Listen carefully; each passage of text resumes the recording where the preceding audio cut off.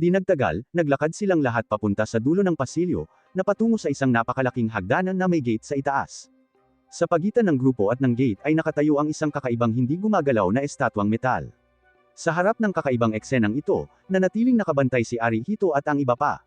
Binalaan ni Suzuna ang lahat na mag-ingat dahil ang kanyang spirit detection skill ay nakakadetect ng ilang masasamang aura sa lugar. Ang aura na ito ay nabuo dahil sa sama ng loob ng mga adventurer na nakipaglaban sa isang partikular na nilalang sa silid na ito at namatay sa labanan.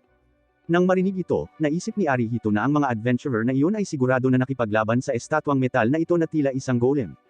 Inisip ni Igarashi na labis siyang nag-iisip, ngunit itinuro ni Arihito na wala nang ibang bagay sa silid na mukhang mabubuhay at aatake sa kanila.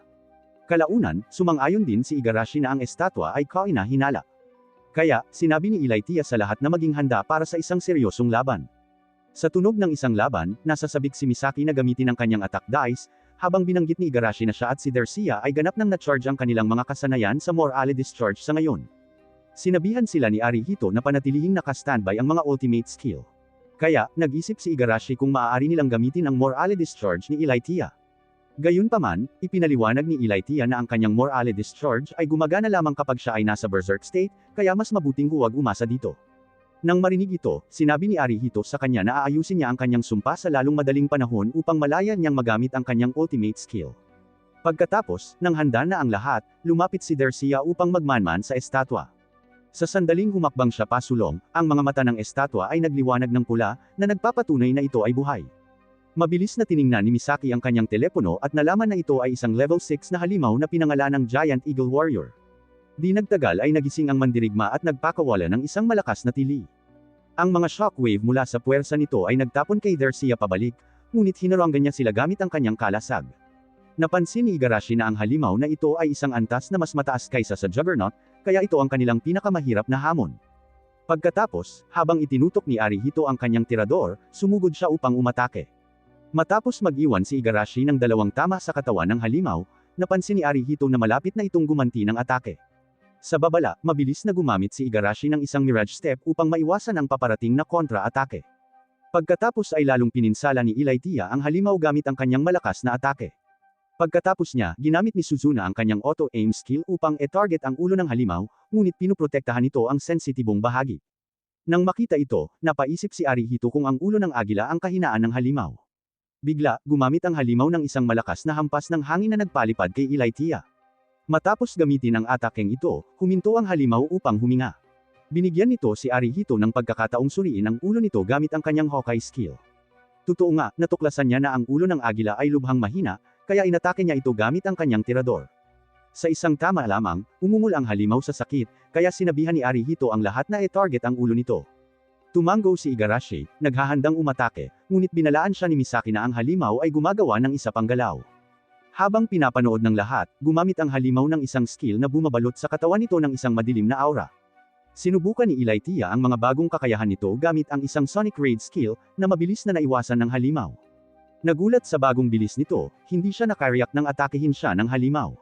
Mabuti na lang at gumamit si Arihito ng depensa sa tamang oras para protektahan siya mula sa tama. Gayunpaman, tumanggi ang halimaw na hayaan silang mag-relax. Sa halip na e-target ang isang tao, nagpakawala ito ng isang area of effect skill, na nagpaulan ng mga palaso sa buong grupo. Dahil dito, halos hindi na sapat ang oras ni Arihito para lumikha ng mga kalasag sa paligid ng lahat. Sa kasamaang palad, masyadong natagalan siya bago niya protektahan ang kanyang sarili. Kaya, isa sa mga palaso ang tumagos sa kanyang katawan. Nang makita ang kanyang pinsala, kinilabutan ng grupo, ngunit sinabihan sina Dercia at Igarashi na suportahan siya habang pinipigilan niya ang halimaw. Habang tumatakbo si Suzuna para tulungan si Elaithia, napansin ni Misaki na napakababa ng kalusugan ni Arihito. Dahil sa takot na mawala ang kanyang buhay, naisip niya na dapat silang tumigil sa pakikipaglaban at tumakas. Gayunpaman, sinabi sa kanya ni Arihito na hindi sila magkakaroon ng pagkakataong gamutin siya kung hindi matatalo ang halimaw. Kahit sa kanyang kakilakilabot na kalagayan, isiniwalat niya na mayroon siyang sekretong paraan para talunin ang mandirigmang agila. Upang simulan ang kanyang plano, sinabihan niya si Igarashi at Dercia na gamitin ang kanilang Morale Discharge ng magkasama. Tumango sila at sumali sa labanan kasama sina Elaithia at Suzuna. Kasama si Igarashi gamit ang Mirage Soul at ang Casting Tripole Steel ni Dercia. Ang Mirage Soul ni Igarashi ay lumikha ng mga Mirage Clone ng bawat miyembro ng grupo, na nagbibigay sa kanila ng dobleng depensa at opensa. Gamit ang kanyang Mirage clone, matagumpay na inatake ni Elytia ang Eagle Warrior mula sa dalawang direksyon. Sinundan din ni Igarashi ng isang dobleng Thunderbolt, na pumutok sa katawan ng halimaw at nabasag ang isa sa mga mata nito. Sa ilalim ng pag-atake ng grupo, ang Eagle Warrior ay naging desperado at naghanda na gamitin muli ang kanyang Destroying Area of Effect skill. Sa pagkakataong ito, matagumpay na nadepensahan ng lahat ang atake dahil ang mga Mirage clone ay nakakuha rin ng kalasag mula sa suporta ng depensa ni Arihito. Pagkatapos ng malakas na atakeng ito, nagsimulang huminga ang halimaw dahil sa pagod. Kaya, gumamit si Arihito ng teleport skill upang lumitaw sa likuran nito at pinasabog ang ulo nito gamit ang kanyang tirador. Natigilan ang Eagle Warrior, na nagbigay ng pagkakataon kay Elytia na ilabas ang kanyang Blossom Blade skill. Bagamat labis na napinsala ng skill ang halimaw, nanatili itong buhay, kaya si Misaki ang huling umatake dito. Matapos sumugod palapit dito, inihagis niya ang kanyang Iron Die sa paa ng halimaw.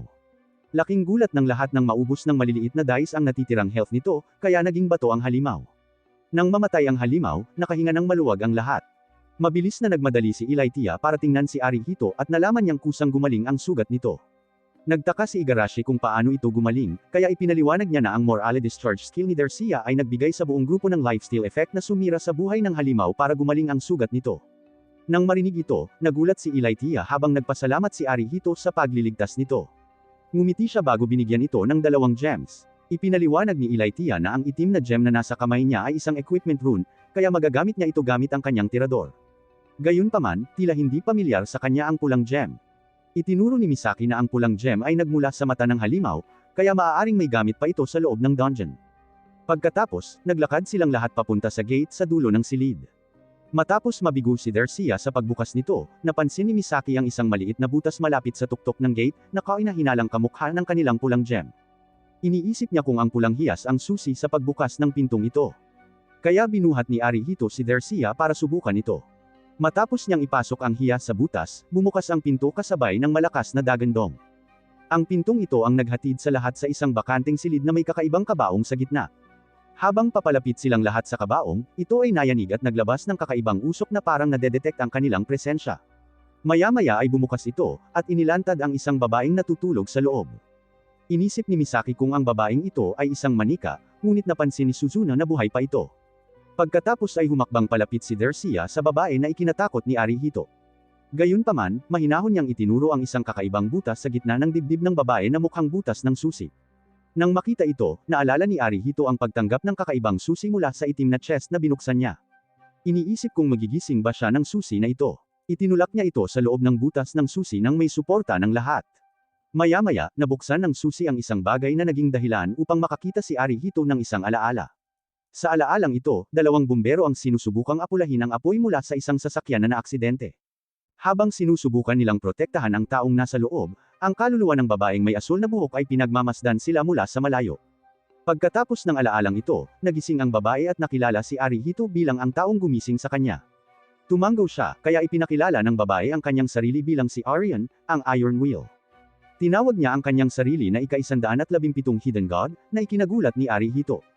Nagpasalamat si Arion sa kanya sa paggalugad sa labyrinth na ito at paggising sa kanya, ngunit humingi siya ng paumanhin na nasayang lamang ang lahat ng kanyang pagsisikap.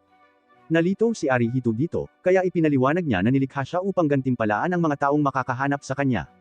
Gayunpaman, iniwan siya ng kanyang lumikha sa labyrinth na ito, na unti-unting naging dahilan upang mawala ang kanyang mga kapangyarihan. Bukod dito, nawala rin niya ang marami sa kanyang mga mekanikal na bahagi, na pumigaw sa kanya na mabawi ang kanyang lakas. Nagtataka si Suzuna kung bakit siya iniwan. Kaya ipinaliwanag niya na itinuring siya ng kanyang lumikha na isang bigo dahil isa siyang bigong produkto sa kanyang paningin. Itinago siya nito sa labyrinth. Nang marinig ito, naisip ni Igarashi na labis na malupit ang pag-iwan sa isang tao at naikuyong ni Dercia ang kanyang kamao sa galit. Samantala, iniisip ni Arihito kung may paraan para iligtas siya mula sa labyrinth. Ipinaliwanag ni Arion na maaari niya siyang iligtas sa pamamagitan ng paghahanap sa mga nawawalang bahagi nito at pangangako ng kanyang katapatan dito. Gayunpaman, binalaan siya nito laban dito dahil ang paggawa nito ay gagawin siyang kaaway ng lahat ng iba pang mga nakatagong Diyos. Nagtataka si Arihito kung bakit hindi na lang siya maaaring makipagkaibigan sa ibang mga Diyos, ngunit sinabi sa kanya ni Arion na hindi na mababago ang mga patakaran. Kung ang isang tao ay nangangako ng kanilang katapatan sa isa sa mga hidden god, sila ang mananagot sa pagtitipon ng iba pa sa kanila. Habang nalilito si Elytia sa mga salitang ito, sinabi ni Arion sa grupo na isa lamang sa mga hidden god ang sapat na malakas upang maging karapat-dapat na kakampi. Dahil isa siyang bigo na may mga nawawalang bahagi, masyado siyang mahina para labanan ang alinman sa iba pang mga hidden god sa isang laban. Nang marinig ito, naunawaan ni Arihito kung bakit mahigpit siyang binabalaan nito. Gayunpaman, alam niya na nais ng kanyang grupo na iligtas ang inabandunang taong ito. Kaya, tinanong niya silang lahat kung sumasang-ayon sila. Isa-isa, sumang-ayon ang lahat ng miyembro ng grupo na tulungan si Arian.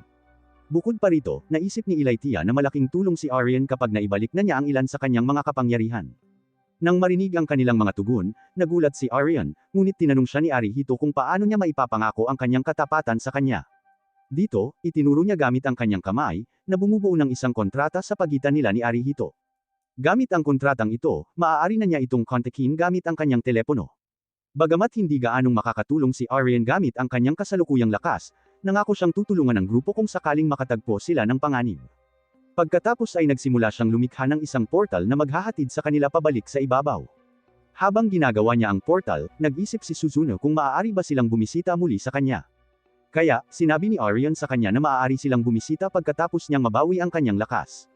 Di nagtagal, nagpaalam silang lahat at bumalik sa ibabaw ng labyrinth. Nang nasa labas na silang lahat, ipinagdiwang ng lahat ang kanilang tagumpay sa mapanganib na labyrinth. Nagpasalamat si Igarashi kay Arihito para sa kanyang mabilis na pag-iisip at suporta na nakatulong sa kanila na mabuhay, kaya tinanggap niya ang kanyang pasasalamat. Gayunpaman, naabutan siya ng pagod, kaya natisod siya sa lupa. Mabilis siyang inalalayan ni Igarashi, alam niyang siya ang pinakapagod sa kanilang lahat. Samantala, sa selyadong silid, napansin ni Arian na umabot ng mahigit 860 taon bago nabuksan ang kanyang lock. Dahil alam niyang si Arihito ang nagligtas sa kanya, hinanap niya ang mga alaala nito. Sa isa sa kanyang mga alaala, isang babaeng duguan ng karga ang sanggol na si Arihito sa kanyang mga bisig, nagdarasal para mabuhay ito. Pagkatapos ng insidenteng ito, tumanggi siyang hayaang masaktan ng sinuman sa kanyang mga kaibigan sa kanyang harapan. Dahil sa kanyang taos-pusong determinasyon, gumamit si Arian ng isang spell ng proteksyon upang suportahan siya mula sa malayo.